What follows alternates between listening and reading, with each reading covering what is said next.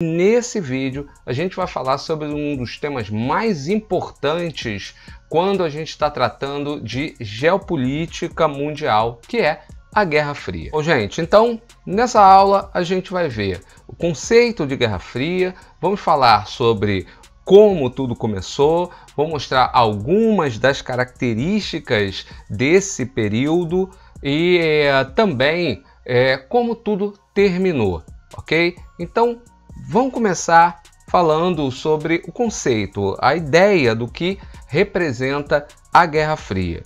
Vocês vão ver em vários livros, em várias obras, um monte de conceituações para esse período, porém vocês vão perceber que apesar das palavras mudarem em cada um deles, a essência do que era a Guerra Fria é a mesma. A gente está tratando de um conflito que se deu, acima de tudo, no campo ideológico entre o socialismo, representado pela União das Repúblicas Socialistas Soviéticas e seus países aliados, e o sistema capitalista, representado, acima de tudo, pelos Estados Unidos e também, claro, as nações aliadas. Então, como nós tínhamos essa bipolaridade, ou seja, não apenas dois sistemas, mas acima de tudo duas grandes potências do ponto de vista ideológico e de influência econômica, política e bélica, a gente vai chamar esse período de ordem geopolítica bipolar. Então a Guerra Fria foi a expressão maior dessa bipolaridade, onde, como eu falei, nós tínhamos apenas dois países representando os principais polos de poder no mundo. E esse conflito, ele nunca se concretizou como uma guerra direta entre as forças militares dos dois países. Ele sim teve vários momentos em que ou as forças militares de um ou de outro país agiram diretamente em algumas partes para manter ou para tentar defender o seu ponto de vista, mas acima de tudo, esses conflitos aconteceram em várias partes do mundo, patrocinados por um ou por outro, quando não pelos dois lados, no caso das guerras civis que foram tão comuns a nações da Ásia e do continente africano. E tudo isso começa a partir do final da Segunda Guerra Mundial, em 1945. Então vamos falar do início de tudo. A coisa se dá a partir do fim das negociações entre os vencedores da Segunda Guerra, no que seria da Europa a partir daquele momento em que tanto os fascistas de Mussolini quanto os nazistas, que eram liderados por Adolf Hitler, foram vencidos no continente europeu e os territórios seriam invadidos. A mesma coisa vai acontecer com a Península Coreana, onde a influência do Japão, claro que terminou com a derrota desse país, e a península foi dividida entre os dois principais vencedores do conflito, União Soviética e Estados Unidos. Então, com o fim da Segunda Guerra Mundial, um grande marco vai ser a divisão do continente europeu em Europa Oriental. Esse lado oriental seria, é claro, a área de influência maior da União Soviética, e do lado ocidental, que foi ocupado principalmente por tropas britânicas e americanas, acima de tudo, a influência maior ficou por conta dos Estados Unidos. Então, essas duas potências, ao longo de todo um período que foi de 1945 até 1991, tiveram entre si uma disputa para ampliar suas áreas de influência. Como eu falei, em alguns casos agindo de forma direta, fosse através da espionagem ou fosse através de ações militares diretas, ou através do financiamento a determinados grupos na divisão de territórios, e também através do financiamento e do patrocínio a regimes autoritários alguns de viés socialista, outros de viés capitalista. Vale sempre a pena lembrar que o autoritarismo ele está acima da questão ideológica. Você pode encontrar um regime socialista, autoritário, da mesma forma que nós tivemos N regimes capitalistas e autoritários. E esse período foi muito marcado por esses regimes autoritários, ditatoriais. E o grande símbolo, talvez, de toda essa divisão foi a Alemanha, a principal derrotada na Segunda Guerra, que foi dividida entre os lados vencedores. O lado oriental da Alemanha, ou Alemanha Oriental, ficou sob a influência da União Soviética, se tornou um país socialista, e a Alemanha Ocidental se tornou um país liberal, capitalista, e que recebeu apoio, ajuda dos Estados Unidos e das nações aliadas dos Estados Unidos para a sua reconstrução e para o seu desenvolvimento. Bom, aí eu tenho aqui alguns momentos em que nós tivemos a participação direta das forças, tanto dos Estados Unidos quanto da União Soviética, durante esse período de Guerra Fria. Eu vou até fazer algumas marcações aqui, né? Uma delas foi a Guerra da Coreia, entre 1951 e 53. Desde o fim da Segunda Guerra Mundial, como eu falei, a Península Coreana foi dividida em duas. A parte ao norte do paralelo 38 ficou sob controle dos soviéticos e a parte ao sul, que hoje é a Coreia do Sul, ficou sob controle e influência dos Estados Unidos. Em 1951 houve uma invasão territorial por parte dos norte-coreanos, uma reação dos sul-coreanos com total apoio das forças militares americanas, e assim a guerra seguiu até 1953, quando veio o armistício. Vale destacar aí que até hoje nunca foi assinado o acordo definitivo de paz entre as duas Coreias. Então é como se até hoje as duas metades da Península Coreana ainda estivessem em estado de guerra. Por isso, vez ou outra a gente ouve falar de alguma declaração de um presidente americano falando em favor da Coreia do Sul e contra a Coreia do Norte. A outra intervenção militar direta dos Estados Unidos, que foi a mais famosa, que gerou vários filmes, várias histórias, foi a Guerra do Vietnã, talvez a mais traumática para as tropas americanas, que tiveram que se retirar pela resistência, pela estratégia dos norte-vietnamitas.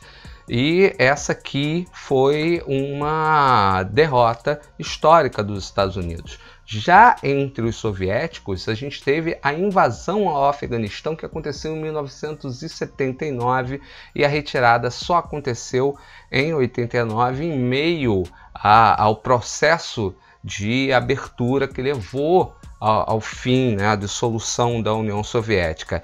E vale dizer aqui que alguns autores vão citar a Guerra do Afeganistão como o Vietnã da União Soviética, porque da mesma forma que os americanos sofreram nas mãos da resistência dos vietnamitas, dos norte-vietnamitas, todas aquelas condições nada favoráveis de clima, de território do Afeganistão foram muito complicadas para os soviéticos, e os soviéticos sofreram muito para resistir, ou melhor, para dominar o povo afegão, que resistiu bravamente com a ajuda de outros povos também de maioria muçulmana, islâmica. E nos dois casos, no caso da Guerra do Vietnã, a resistência à presença dos americanos teve um dedinho dos soviéticos, principalmente através ali da China, que está bem próxima, E no caso da resistência afegã à invasão da União Soviética, teve um dedinho dos Estados Unidos agindo com ajuda financeira, armas e etc. E foi justamente nessa guerra que surgiu a figura que mais tarde se tornaria uma das figuras mais famosas da história da geopolítica recente, que é o Osama Bin Laden. Mas isso é uma história que eu posso contar para vocês num outro vídeo mais à frente. Bom, e aí quais foram as estratégias por trás dessa disputa? Elas foram apenas estratégias de cunho militar? Não. A gente teve também as estratégias de apoio financeiro e de sustentação de países por suas respectivas potências, né? Começa aqui em 1947, a gente tem toda uma iniciativa do governo americano para combater o avanço do comunismo através da inserção do capitalismo e da confirmação do capitalismo como o melhor sistema. Para isso, a gente tem duas situações aqui nas quais os Estados Unidos e as nações aliadas ajudaram a financiar países que queriam se tornar capitalistas ou que já eram capitalistas. Esse foi o caso do Plano Marshall, que ajudou na reconstrução daquelas nações que foram afetadas pela guerra, que ajudou a desenvolver a economia desses países. É o caso que não está nem citado aqui do Plano Colombo, que foi aquele que levou esse mesmo financiamento, essa mesma ideia para o Extremo Oriente, o Sudeste Asiático, e acabou por dar origem, né? Além de ajudar o Japão na sua reconstrução, deu origem àquilo que a gente conheceu mais tarde como tigres asiáticos. Por outro lado, a gente teve, é claro, a resposta da União Soviética com um programa de apoio, com um programa de ajuda às nações que adotaram o sistema socialista, que ficou conhecido como o Comecon, né, que é a versão soviética do Plano Marshall.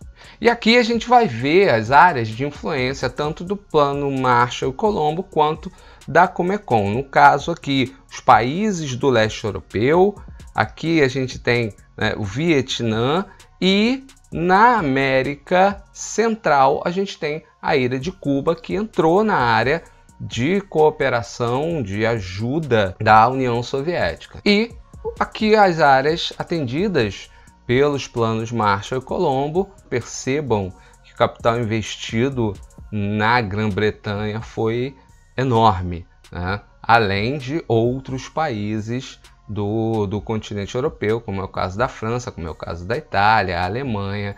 Então, o que a gente teve foi um investimento maciço dos dois lados para confirmar para aqueles que estavam sendo apoiados que aquele sistema, que o seu sistema, cada um visando, né, mostrar que o seu sistema era o melhor, e mostrar para o outro lado as suas falhas e o quanto um ou outro eram tão bons e tão benéficos para a humanidade. Então o que a gente tinha era isso, era uma grande disputa territorial, era um grande jogo de war.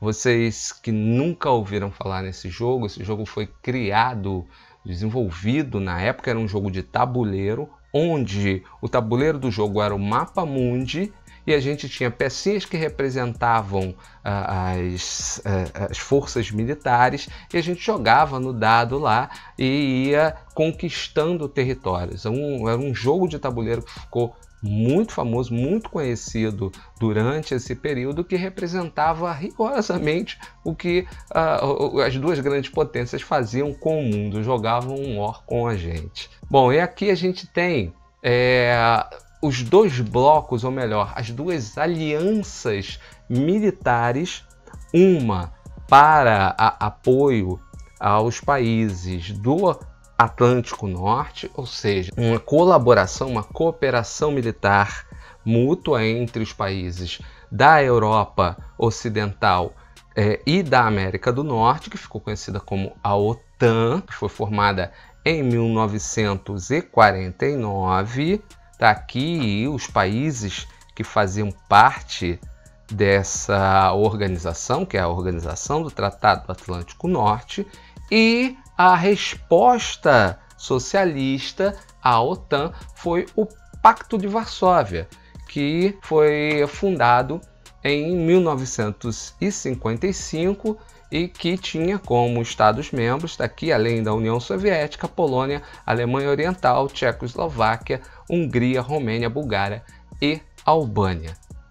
A ideia, de novo, como no caso da Comecon e Plano Marshall, a ideia era a mesma: cooperação militar para defesa de eventual ataque ou invasão do outro lado. Aliás, essa preocupação com a possibilidade de ataque do inimigo levou a uma intensa corrida armamentista. O que significa isso? Significa que cada lado investiu o máximo que pôde no desenvolvimento de tecnologias para a guerra. Tem um lado que talvez seja o único resultado positivo dessa história toda, é que em meio a todo esse desenvolvimento de tecnologias para a guerra, nós tivemos como resultado tecnologias que mais tarde, ao fim da Guerra Fria, acabaram sendo adotadas para uso civil. Então, se você está usando agora a internet,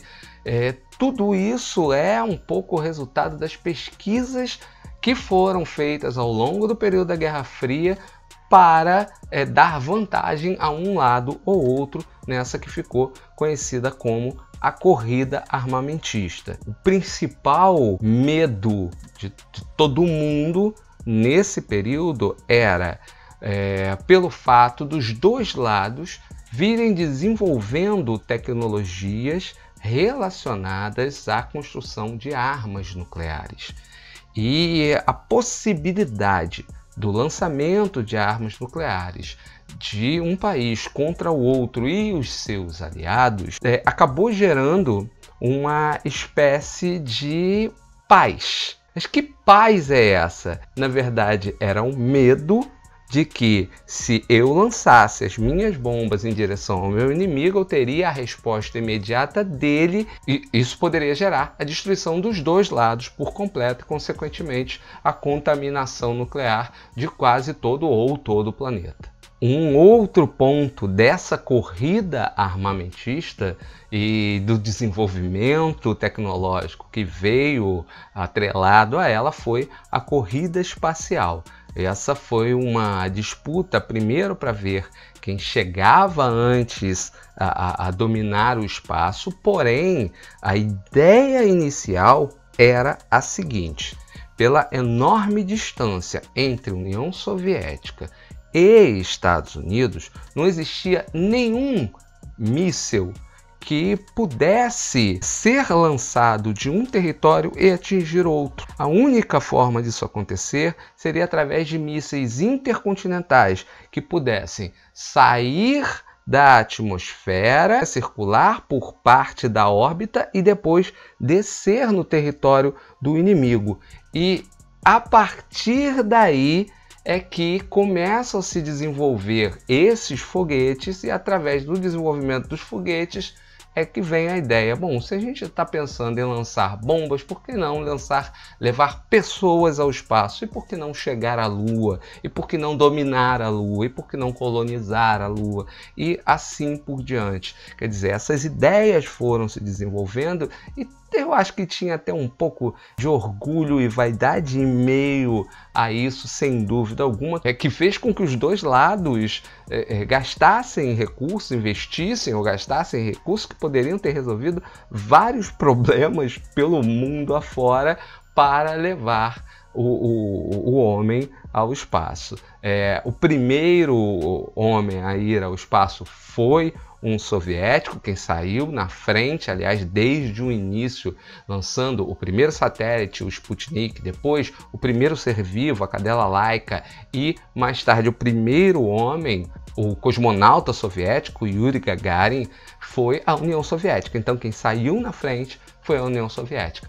Logo depois, os Estados Unidos conseguem levar o seu primeiro homem ao espaço, e no final dessa corrida parece que a vitória acabou ficando com os Estados Unidos, que em 1969, pela primeira vez, conseguiu levar seres humanos até o solo lunar, e que fez com que a União Soviética acabasse deixando de lado esse investimento para chegar à Lua e desenvolvendo a ideia de construir uma estação espacial. Durante os anos 80, um dos temas mais discutidos foi um projeto proposto pelo ex-presidente dos Estados Unidos, Ronald Reagan, de criar satélites que pudessem ser armados com bombas nucleares e dessa maneira atingir de forma mais fácil e rápida os inimigos soviéticos.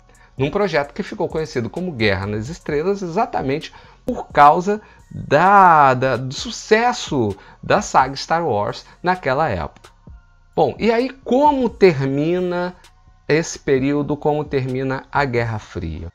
Nos anos 80, o último líder soviético, Mikhail Gorbachev, assumiu a missão de promover uma abertura tanto social quanto econômica da União Soviética e iniciou um tímido processo de aproximação com os Estados Unidos. Aí a gente tem a imagem dos dois líderes, o presidente dos Estados Unidos, Ronald Reagan, e aqui o líder soviético, Mikhail Gorbachev, em uma dessas reuniões, um desses encontros. Em 1989, a gente tem o início do fim da Guerra Fria, não apenas pela aproximação e pelas negociações entre os dois líderes mundiais, mas também porque o símbolo maior da divisão do mundo entre Oriente e Ocidente, entre Leste e Oeste, que era o Muro de Berlim, o muro que dividia fisicamente a Alemanha Ocidental da Alemanha Oriental, caiu, foi derrubado, e a Alemanha em 1990 foi reunificada. Então o grande símbolo da divisão do mundo entre leste e oeste se reunificou, e com isso a gente tem aí os sinais mais do que nítidos de que a Guerra Fria ia acabar, o que se confirma em 1991, quando a União das Repúblicas Socialistas Soviéticas se dissolve e dá espaço agora para a Rússia e para a independência dos vários países que faziam parte desse grande bloco.